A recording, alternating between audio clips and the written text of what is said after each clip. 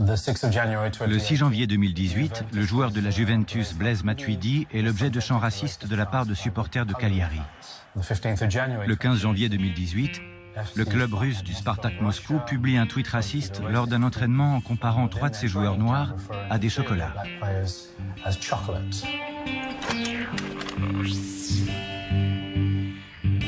Le 13 janvier 2018, lors du match entre Rijon et Tarragone, le groupe de supporters, les Ultra Boys, chante qu'ils ne veulent pas de joueurs noirs.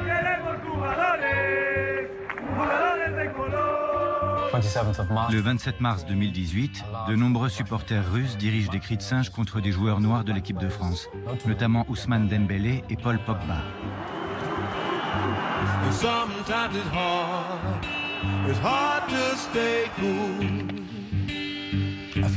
Il y a quelques années, on a noté une augmentation. On a vu apparaître des banderoles, des chants, toutes sortes de choses qu'on ne voyait pas il y a 5 ans. Dans chaque pays, nous avons une montée des idées d'extrême droite. On l'a vu lors des élections ou lors de manifestations dans la rue. Et ça s'est traduit aussi dans les stades. On connaît une nouvelle vague d'immigration illustrée par la récente crise des réfugiés. Et dans des pays comme la Grèce, l'Italie, l'Espagne, il y a eu des réactions contre ça, y compris là encore dans les stades.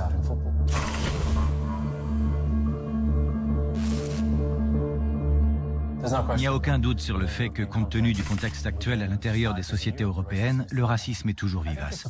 Je pense que c'est un problème qu'on mettra du temps à résoudre. Ce sera un long chemin.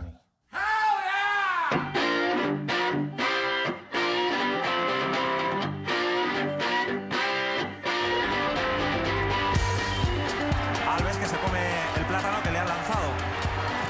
No había visto nunca en mi vida algo así.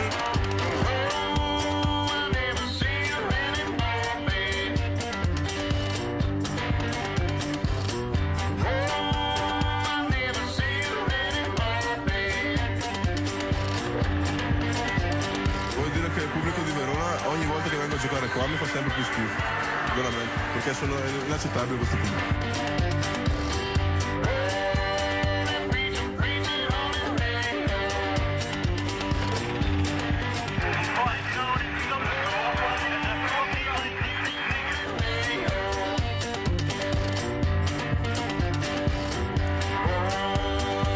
Ce sont des cris racistes qui sont descendus des travées.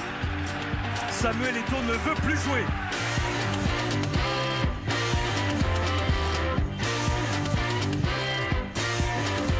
Ben, il est attendu à Marseille, hein. C'est pas ce qu'on lui réserve. Ben. Nous, c'est pas de la violence, hein, c'est des bananes. Voilà. Il paraît qu'il va y avoir plein de bananes. Voilà. Dans la cage, hein.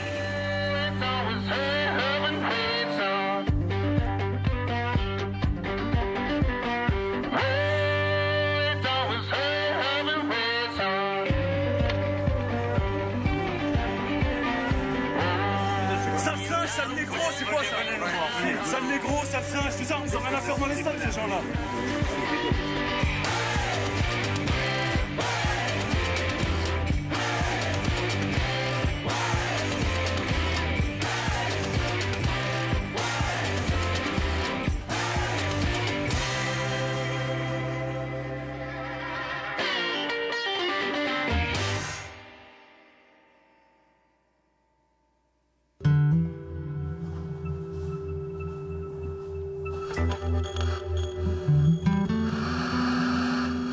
Polémique au relent raciste après la victoire des Bleus. Certains disent à l'étranger que l'Afrique a gagné la Coupe du Monde. Mais où sont les Blancs dans cette victoire des Bleus, s'interroge le quotidien Il Journal, qui n'a pas hésité à titrer en une « C'est l'Afrique qui a gagné ». L'animateur du très célèbre Daily Show sur la chaîne Comédie Centrale aux États-Unis, Trevor Noah, a fait cette blague. Yes, I'm so excited. Africa won the World Cup. Africa won the World Cup. Sur les réseaux sociaux, on se déchaîne tout autant en comparant des joueurs français à des singes avec un ballon ou à des champions du tiers-monde.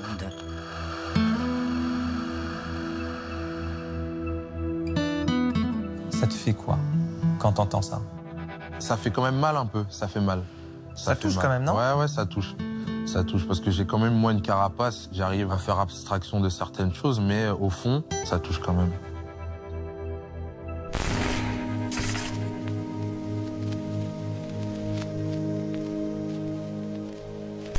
En équipe de France, tu l'as vécu, le racisme? En équipe de France, c'est vrai qu'il y a un match où j'ai entendu, c'est vraiment là, cette fois, c'était vraiment fort. T'as entendu quoi? Non, des cris de singe. Des cris de singe, quand un coéquipier, on va dire black, avait le ballon, j'ai entendu. C'était Russie-France. Exactement, exactement. Je me suis dit non, ça existe encore. Non, 2018, ça existe encore. C'est vrai que ça m'a choqué. Je pensais que avec les années, ça allait évoluer, ça allait s'arrêter. Et ben non. La première fois que tu as entendu ça, t'avais quel âge? Quand j'avais peut-être 19 ans. Donc t'évoluais en France? Ouais, c'est ça, j'évoluais en France, ouais. À l'Olympique Lyonnais? C'est ça. Donc 19, tu jouais déjà avec les pros? C'est ça. Ouais.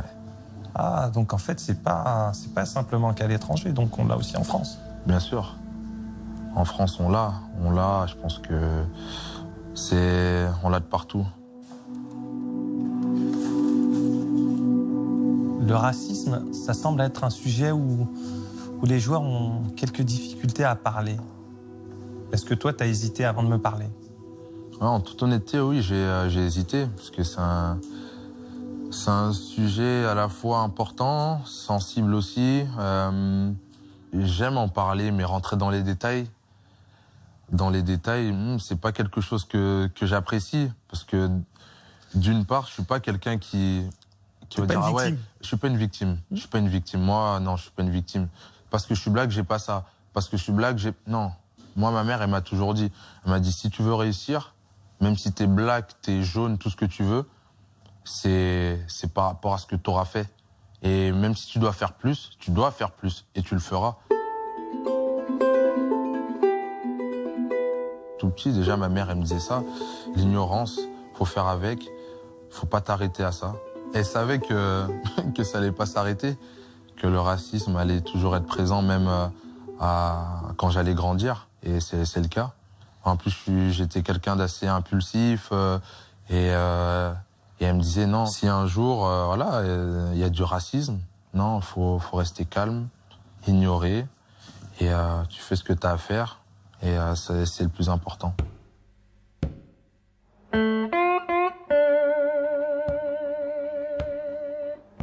Je suis noir, moi aussi, comme ma mère. Mais sur un terrain de foot, ça ne m'a jamais valu une insulte.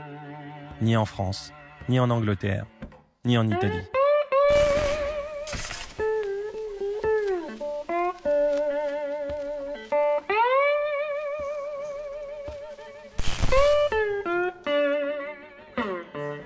Je ne sais pas ce que ça fait de subir un cri de singe. Et qui sont ces gens qui ciblent un joueur pour la couleur de sa peau? Combien de temps auront-ils encore une place dans un stade? Peut-on se débarrasser d'un phénomène qui traverse les époques? C'est surtout ça, la question.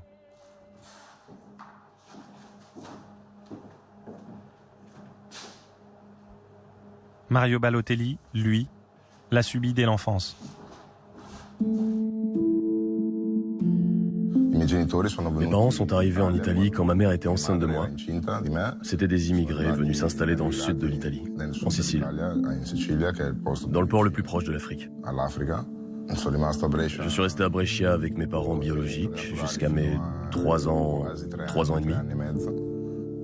À cause de toute une série de problèmes, j'ai été confié à une famille d'accueil, les Balotelli.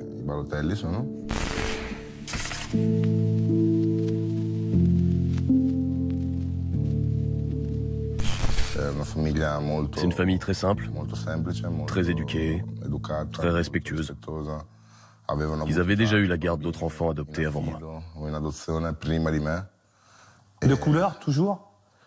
Non, ils avaient toujours accueilli des enfants blancs. Le vrai problème, ça a été de m'adapter à cet environnement, aux personnes en dehors de la famille Balotelli, aux autres enfants. Parce que quand j'étais petit à Brescia, il n'y avait pas beaucoup d'enfants de couleur. Il y avait vraiment très peu de personnes noires. Encore moins des enfants qui soient intégrés à la société. On était vraiment très peu. Il y en avait peut-être 4 ou 5 dans toute la ville. C'est ça qui a été le plus difficile à vivre.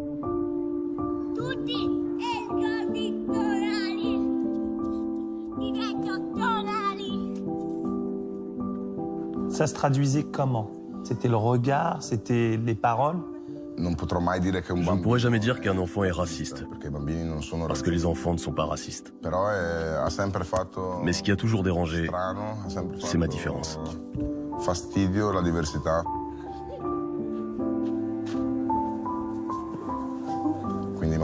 J'étais laissé de côté quand on jouait, même à l'école. J'avais aussi un caractère. Disons que j'étais un peu trop agité et j'étais toujours montré du doigt, désigné comme le fautif. S'il se passait quelque chose, c'était de ma faute. C'est dans ces petites choses-là qu'on voyait que ma différence pesait.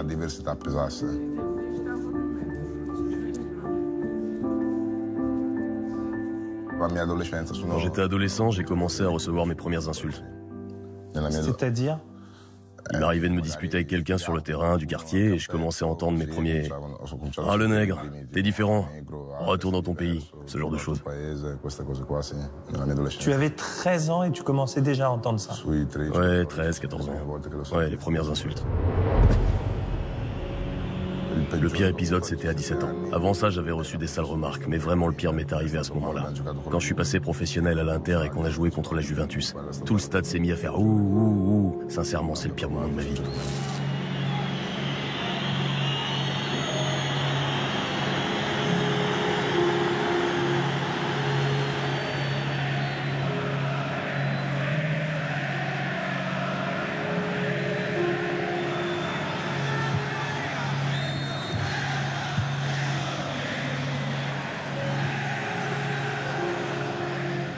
Il y a eu un moment pendant le match où j'ai eu envie de pleurer.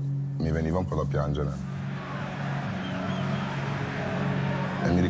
me souviens de l'avoir dit à Zlatan sur le terrain et il m'a dit « Laisse tomber, joue, tu vas marquer. » C'est normal. Qu'est-ce que tu veux qu'il me dise? Il n'allait pas me dire de sortir du terrain, j'étais jeune. Et au final, c'était une bonne réponse, parce que ce but, je l'ai marqué.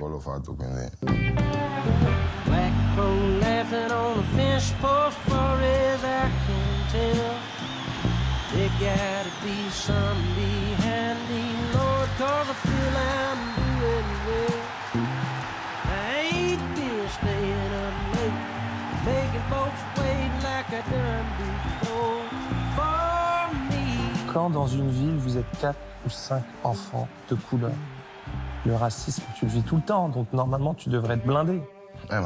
Et quand t'es petit, tu ne comprends pas la vraie raison du comportement méchant des enfants. Tu le sais pas. Tu veux pas comprendre. Comment tu fais pour dire à un enfant de 5 ans ce qu'est le racisme? Et si tu le fais, tu lui gâches son enfance, selon moi. Je me souviens qu'à l'école, un enfant m'avait demandé en rigolant si j'avais le cœur blanc ou noir.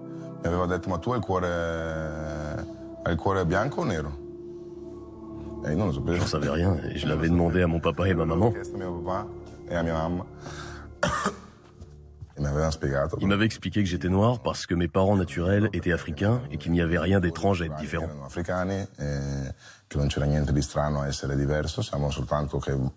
Que eux étaient italiens, moi africain, et que tous les Africains sont noirs. Ça, ils me l'ont expliqué très tranquillement, mais sans parler de racisme.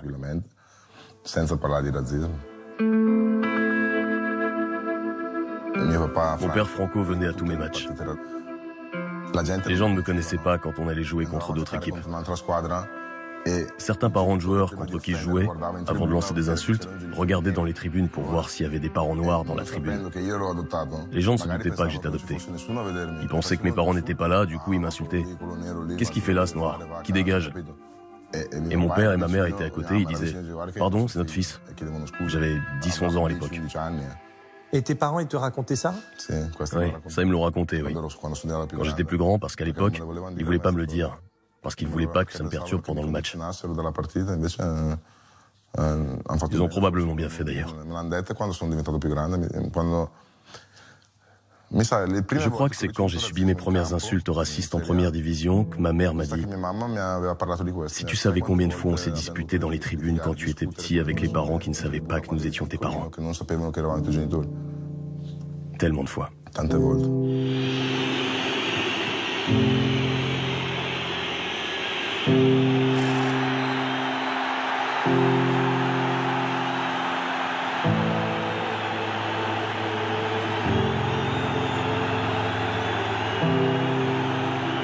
Qu'est-ce que tu as envie de répondre quand tu entends les supporters faire des cris de singe? J'ai jamais entendu des cris de singe à mon égard. Ou peut-être que j'ai pas fait attention, mais je l'ai pas ressenti. No? No. Mai. Forse non ho fatto caso. C'est bizarre. T'as joué à Rome, t'as forcément pris des remarques racistes, c'est sûr. Si, forcément. Ou alors c'est parce que t'étais plus concentré que moi sur le terrain, tu t'en étais pas rendu compte. Moi je suis un peu plus attentif à ce qui se passe autour de moi. Toi je me souviens, t'étais super concentré.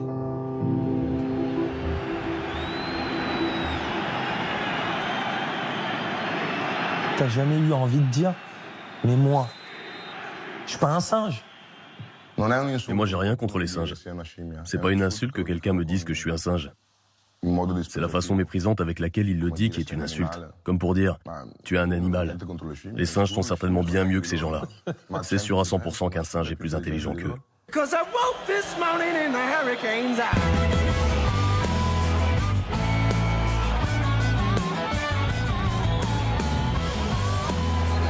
L'arbitro che ferma il gioco per i cori Beceri Koulibaly.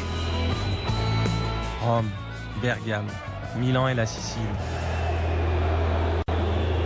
Sur la seule année 2018, les incidents racistes dans les stades italiens en première division ne se comptent plus seulement sur les doigts d'une main. Le cri du singe résonne puis s'évapore, comme si la haine n'était qu'un bruit, jamais un visage. Pour mesurer la profondeur du mal, je suis allé à Vérone, où souffle dans le stade des pensées d'extrême droite. Ce n'est pas Mario Balotelli qui dira le contraire. Posso dire una cosa, voglio dire che il pubblico di Verona ogni volta che vengo a giocare qua mi fa sempre più schifo, veramente, perché è inaccettabile questo pubblico.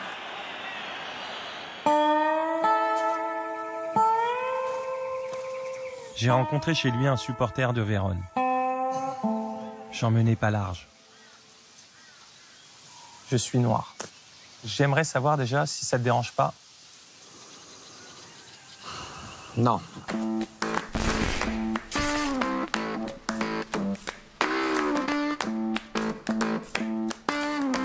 Quand tu vas au stade, tu fais des cris de singe?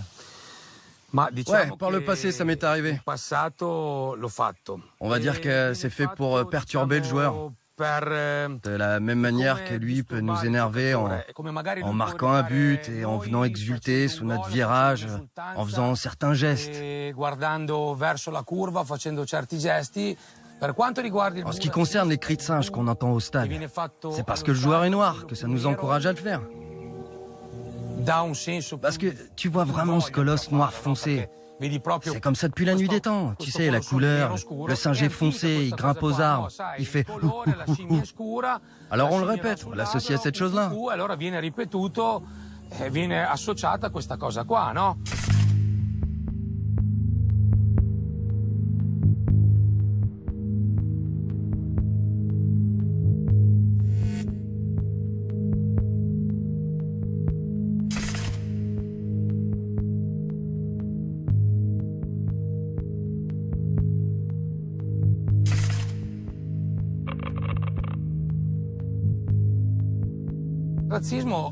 Le racisme, c'est un terme un peu complexe. Quels supporters peuvent se définir comme racistes en Italie? Lesquels? C'est vrai, il y a peut-être un peu plus d'idéal dans la tribune de Vérone. Je pense que c'est l'une, peut-être même l'unique tribune comme ça. La seule qui existe avec cette idéologie. Mais je parle pas de tout le stade, hein. L'idéologie, justement, c'est quoi? L'idéologie du principal virage, c'est celle-là. Ça veut dire quoi? C'est l'amicale des nazis? C'est quoi? C'est des jeunes qui trimballent dans la rue une certaine manière de penser, qui font partie de certains groupes politiques comme Forza Nuova ou Casa Pound. Et ce credo d'extrême droite, ils le portent dans le stade. Après, t'as beaucoup de personnes qui s'agrègent à ce mouvement juste parce qu'ils savent même pas pourquoi ils le font. Juste pour suivre le mouvement. Moi, j'ai pas suivi comme un mouton. J'ai étudié. Je me suis renseigné sur l'histoire avant de me définir fasciste. Et j'en suis fier. Sei orgoglioso. Bien sûr, j'en suis fier.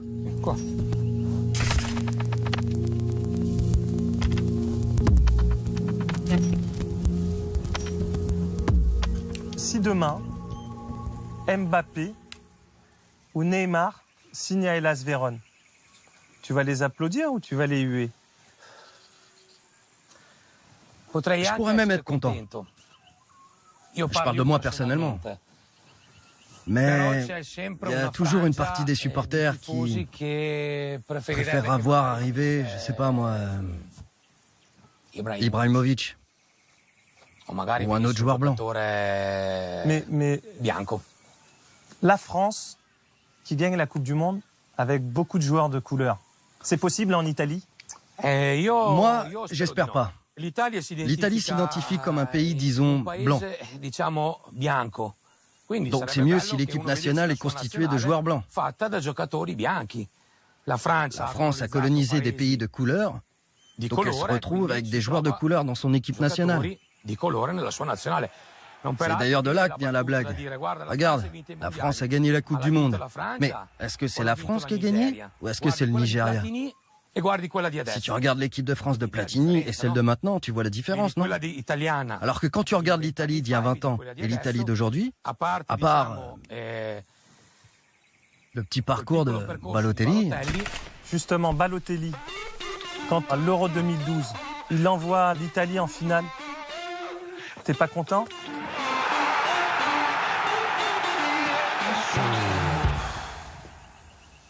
Ça m'a fait plaisir pour l'Italie, mais disons que personnellement, ça m'a pas enthousiasmé. Fondamentalement, c'est une personne de couleur en Italie. Et l'Italie est blanche. Tu comprends? Mais lui est né en Italie. Lui est nato in Italia. Oui, je sais qu'il est né en Italie, mais c'est pas un Italien de pure souche. Il peut être né en Italie, mais il n'est pas né de parents italiens. C'est un Italien d'adoption.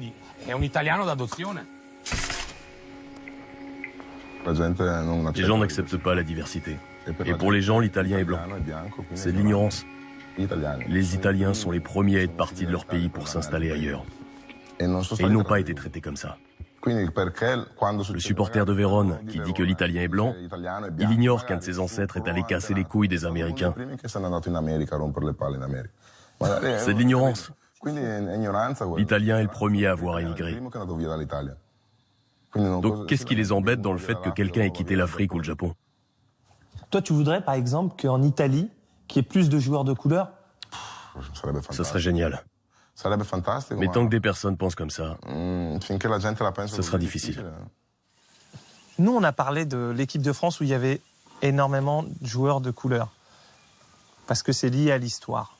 Mais en Italie, dans quelques années, avec tous les migrants qui arrivent en Italie, peut-être que l'équipe nationale sera composée de joueurs de couleur, de maghrébins.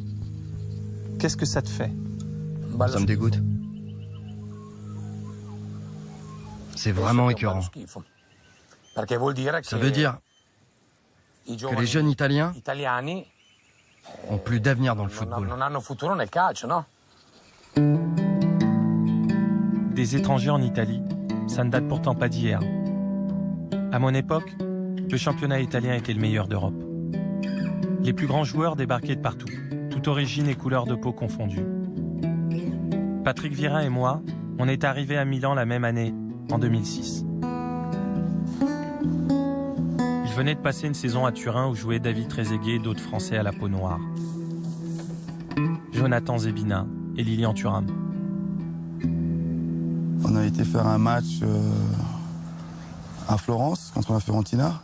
Ça m'a marqué parce que c'est la première fois où je voyais les gens dans les tribunes en train de faire du bruit, de singes.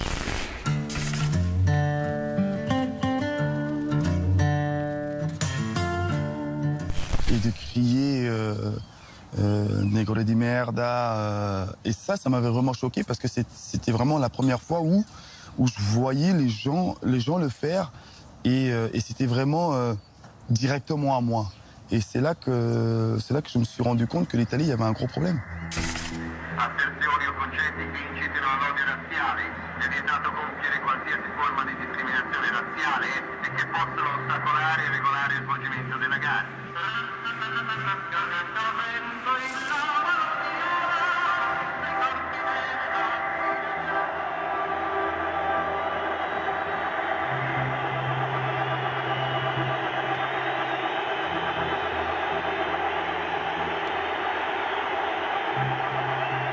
Qu'est-ce qu'on ressent? J'ai même pas envie de dire de la haine, parce que c'est vraiment pas la haine. De la déception, de la tristesse, et ça fait mal. Tu te dis pas à un moment que c'est pour peut-être te déstabiliser? Non, ça arrive peut-être un peu plus tard, avec un peu de recul. On se dit oui, c'est peut-être pour déstabiliser l'équipe, mais sur le coup, j'ai du mal à comprendre. Et sur le coup, j'avais du mal à me dire, mais je le regardais, je me dis, mais les mecs, ils ont craqué, ils sont complètement barjots. Mais c'est de la bêtise humaine, quoi. Quand tu vois qu'il y a quand même des campagnes antiracistes qui sont faites par l'UEFA et par la FIFA. Pourquoi tu rigoles? Je rigole parce que je ne sais pas si ça sert à quelque chose. Après, c'est peut-être on va faire quelque chose, mais vraiment sans rien faire, quoi. Je pense pas que ça sert à grand-chose. J'ai entraîné la deuxième équipe de Manchester City. On a été faire un stage, on a fait le match amical en Croatie. Il y a un de mes joueurs qui se fait insulter de sale noir, de sale singe, de retourne dans ton pays. Ça m'a choqué. Alors c'était un match amical, je vais voir l'entraîneur, je vais voir l'arbitre. Je lui dis écoutez, le joueur il s'est fait insulter, faut qu'on fasse quelque chose, sortez le joueur. Non, on le sort pas, on continue à jouer, on en reparlera après. Non. On ne reparle pas maintenant, le joueur vous le sortez, ou nous on prend nos affaires, on s'en va. L'entraîneur voulait pas sortir le joueur, l'arbitre voulait pas sortir le joueur. J'ai dit à mes joueurs, on y va, on sort. Et c'est pour ça que je pense qu'on a tous des responsabilités à jouer, c'est-à-dire les présidents, les mecs de la FIFA, l'UEFA.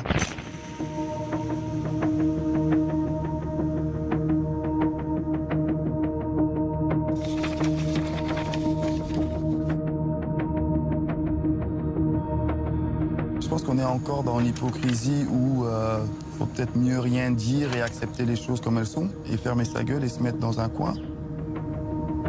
S'il y a vraiment quelqu'un qui peut changer tout ça, c'est bien l'UEFA et la FIFA. Ils ont la force, ils ont le pouvoir de pouvoir le faire et ils prennent pas leurs responsabilités. Pourquoi, selon toi? C'est la question que je voudrais bien leur poser, justement, parce que j'arrive pas à trouver la réponse moi-même.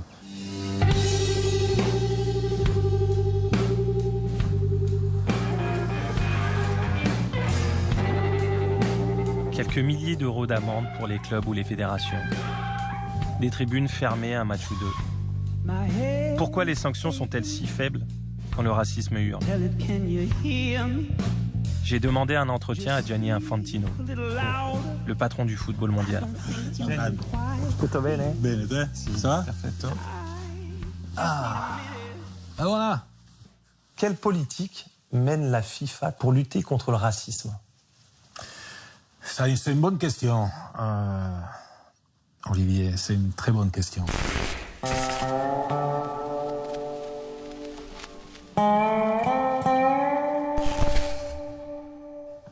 Et je pense que c'est important, peut-être parfois, effectivement, de clarifier un certain nombre de points, parce que la FIFA fait beaucoup. On travaille avec des organisations contre le racisme, Football Against Racism in Europe, par exemple. On travaille avec beaucoup de légendes comme toi pour pouvoir nous aider à véhiculer ces messages et à éduquer un petit peu. Est-ce que c'est assez? Non. Parce qu'il y a toujours des accidents. Les campagnes contre le racisme, no racisme, sur les pelouses, on se pose la question de savoir est-ce qu'elles sont vraiment efficaces, ces campagnes? Oui. On se dit que non.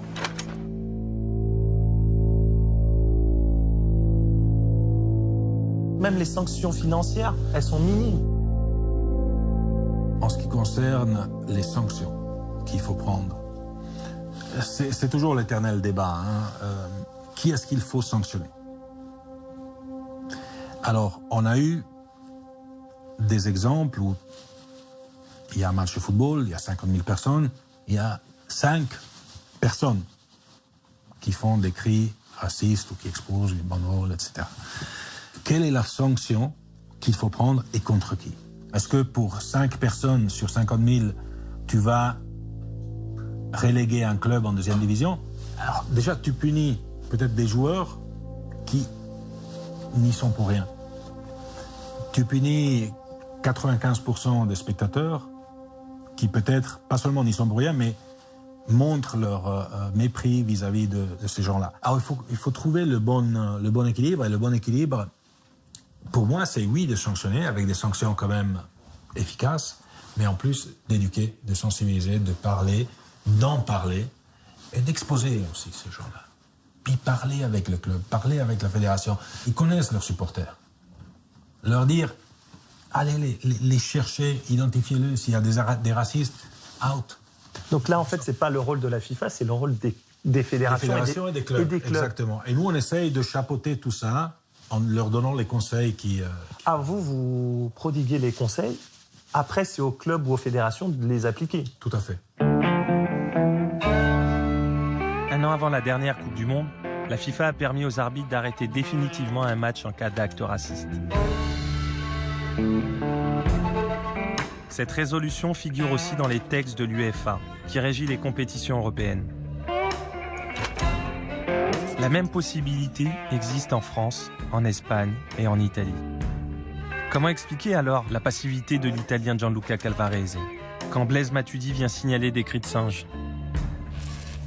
L'association italienne des arbitres a refusé de le laisser s'exprimer. Alors j'en ai contacté un qui ne dépend plus d'elle.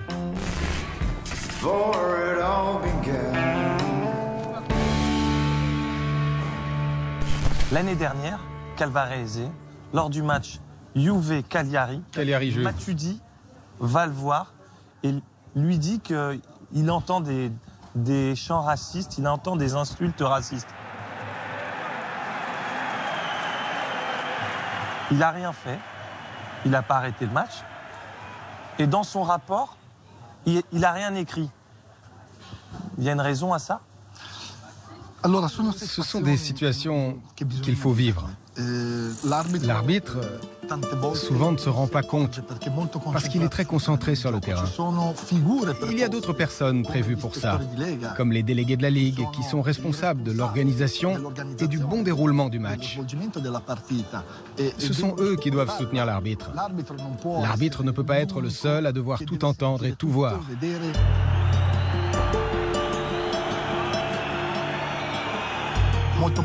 Il est fort probable que l'arbitre a entendu ces insultes, au moins en partie.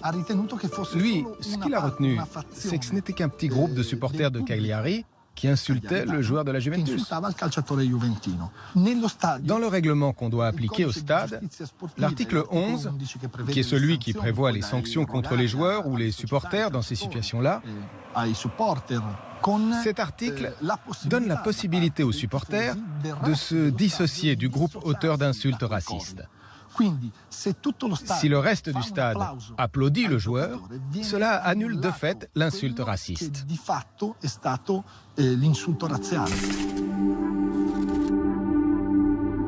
La faute de Calvarese a été de ne pas aller voir Matuidi, de le prendre dans ses bras et de lui dire « Reste calme, je suis là pour te protéger ». Mais pas parce que tu es un footballeur noir, mais parce que tu es un footballeur et que tu es discriminé. Là, l'arbitre a manqué d'expérience. Il aurait dû le rassurer avec un geste protecteur et lui dire « Tout va bien, je m'en occupe ». Je crois que dans ces moments-là, il est préférable d'arrêter le match, parce que c'est aussi une façon d'envoyer un message aux jeunes générations, qui, contrairement à notre génération, sont plus habituées à vivre avec des gens issus de l'immigration. Moi, je me souviens que quand j'étais enfant, je n'avais jamais vu une personne de couleur jusqu'à mes 8 ans. Un jour, une petite fille noire est entrée dans ma classe et est venue s'asseoir à côté de moi. Presque personne ne la voulait à ses côtés. Et moi, j'avais une place de libre à ma table. La maîtresse m'a regardé, comme pour me dire « S'il te plaît, fais-la s'asseoir à côté de toi ». J'étais petit, mais je m'en souviens. Ça a été un moment important pour me faire comprendre l'importance de l'intégration.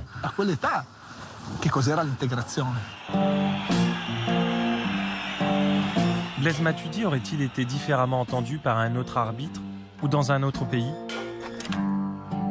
En Espagne, Victor Esquinas Torres a dû gérer une crise plus profonde encore. Le ras-le-bol d'un joueur prêt à quitter le terrain. C'était à Saragosse en 2006. Comment juge-t-il ses pairs aujourd'hui? Il m'a donné rendez-vous à Madrid. Bonjour. Comment allez-vous? Très bien, très bien. En Italie, il y a un arbitre italien, c'était le match Juve-Cagliari. Matuidi a été voir l'arbitre, lui a dit « Regardez, on est en train de m'insulter, on est en train d'entendre, écouter. » Et l'arbitre, il n'a rien fait. Et dans son rapport, il n'a rien mis. Comment c'est possible? Il a mal réagi. C'est un arbitre qui a eu peur.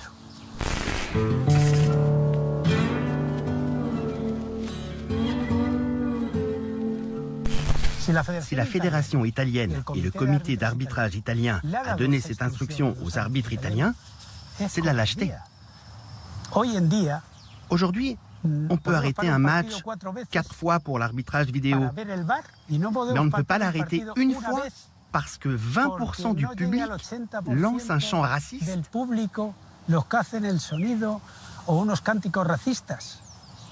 Pourquoi? Il vaudrait mieux le souligner. Pour une personne raciste, tu ne vas pas arrêter un match, d'accord. Mais si un groupe s'adonne à un chant raciste, que ces personnes soient 20, 40 ou 50 dans un stade de 5000 places, il faut arrêter le match.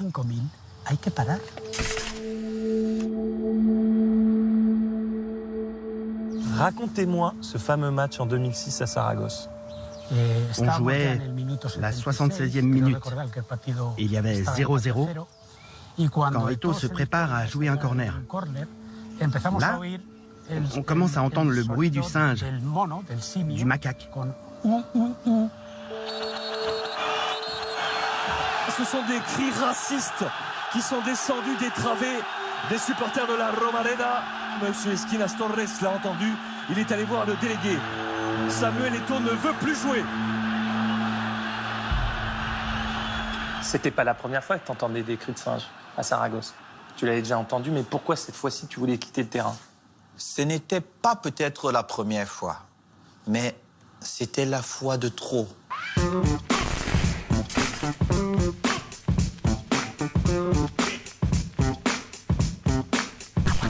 C'était... Cette fois-là, je me suis dit, mais ils ne se rendent pas compte. Ils sont en train d'offenser quelqu'un juste, pas par rapport à sa couleur de peau seulement, juste parce qu'il est africain.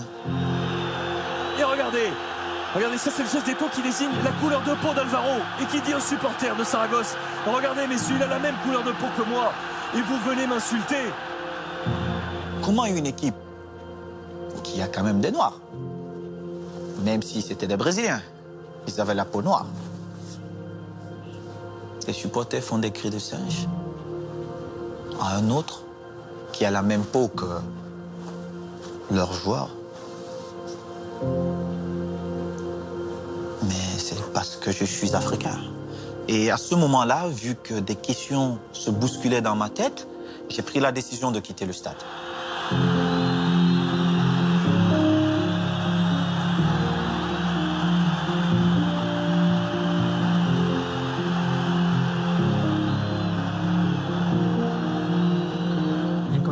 Dans des circonstances normales, le règlement dit que si un joueur décide de quitter le terrain de son plein gré, je dois l'expulser. Mais si c'est parce qu'il se sent mal face à un acte raciste, je me dois de le protéger. S'il s'en va, je me dois de partir avec lui. La Ligue de football professionnel espagnole, la Fédération espagnole de football et le syndicat des footballeurs espagnols avaient lancé un protocole quelques mois plus tôt, au printemps 2005. Donc j'essayais de convaincre Eto'o de me laisser appliquer le protocole. Je lui disais, on va arrêter le match, prévenir le public par haut-parleur qu'il faut que ces chants s'arrêtent. Et si tout se calme, alors nous pourrons continuer le match.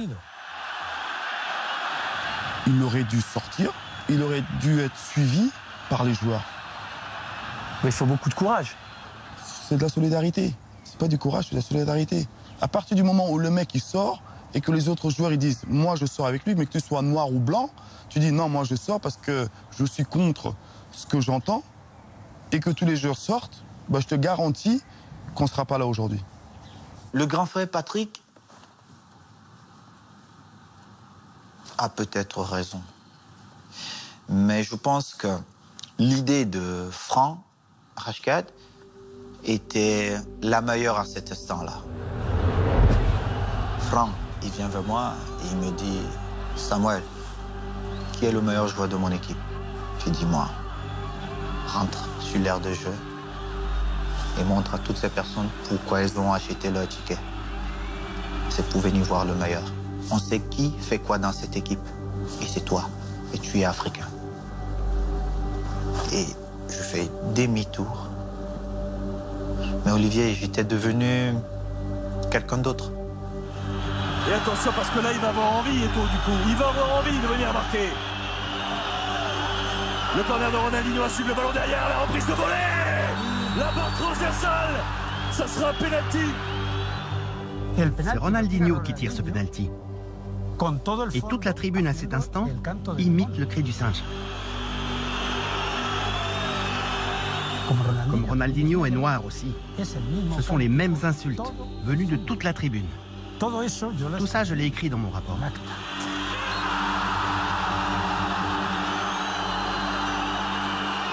Quand tu vois que les cris de singe, tout ce qui se passe dans les stades, il n'y a aucune sanction. La mesure forte pour toi, ça serait que tous les Noirs... Les joueurs de couleur, disent on ne joue pas. Tu penses que ça serait efficace? Quoi? Beaucoup de gens vont perdre l'argent. Et quand tu touches déjà la poche de quelqu'un, je vais te dire, il va trouver des solutions. En premier, les télés. Et tu verras que ces patrons-là mettront la pression à ces instances qui dirigent le football mondial et beaucoup de choses vont changer.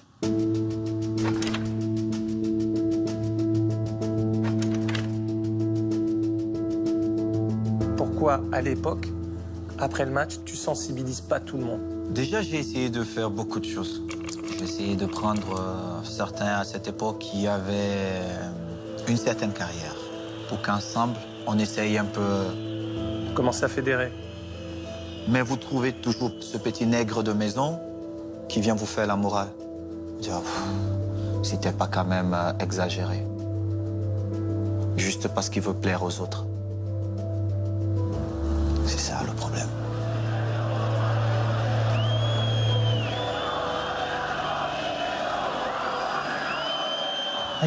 Il faut comprendre qu'en Espagne, comme probablement dans d'autres pays latins, on est tous les Espagnols, avec deux fantasmes à l'intérieur de nous que très peu arrivent à dominer. Le premier, c'est le machisme. L'insulte numéro 1 qu'un Espagnol apprend quand il naît, c'est « fils de pute ». Fils de pute, c'est une insulte machiste. Ensuite, quand on veut insulter un noir, c'est nègre de merde. Quand on veut insulter un Sud-Américain, c'est sauvage de merde. Et quand on veut insulter un Maghrébin, c'est arabe de merde. Nous naissons tous avec ces fantômes intérieurs du machisme et du racisme. Et il faut lutter contre eux. Tous les jours, nous devons lutter contre ça parce que ces comportements sont évidemment intolérables. Ces démons font-ils de l'Espagne et de l'Italie des pays plus racistes que les autres? En 2018, plus de 250 actes de racisme ont gangréné le football anglais.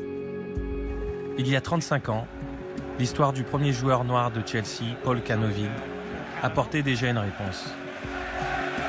L'intolérance n'est l'apanage d'aucune culture. Elle n'est pas plus latine qu'anglo-saxonne. I was 21 years old, 1 month and 1 week old, and about to represent my club in the second division of the Football League for the first time, against Crystal Palace. And supporters were baying, hooting and mocking me with monkey noises and throwing bananas at me from the stand. I was on for 3 minutes, and it seemed like the longest torture of my entire life.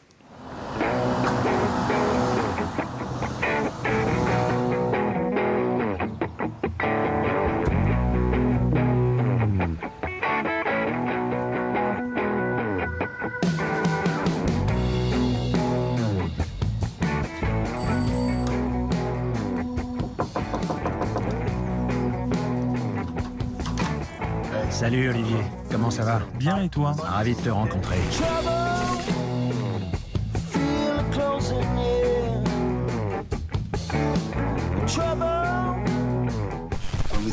On va marcher un peu. Il fait beau. Alors, comment tu vas? Ça va, tranquille. Et toi? Pas trop mal. Toi, t'as l'air en forme. Non, je suis gros, tu rigoles ou quoi? Ça nous fait un point commun. Mais je suis plus jeune que toi. Je sais. Quand est-ce que t'as arrêté de jouer? Il y a longtemps, 8 ans. Tu étais le premier joueur noir à jouer pour Chelsea. Tu peux me raconter ton expérience? Ça a été très difficile. J'étais un jeune de 20 ans qui voulait juste devenir footballeur professionnel. Pour mes débuts, contre Crystal Palace, j'étais remplaçant. Et c'est quand je suis allé m'échauffer que ça m'a frappé de plein fouet. Nègre, singe, rentre chez toi. Je me suis tourné et c'est là que ça m'a le plus choqué. J'ai vu que c'était mes propres supporters. J'étais tellement abasourdi que je voulais plus rentrer sur le terrain.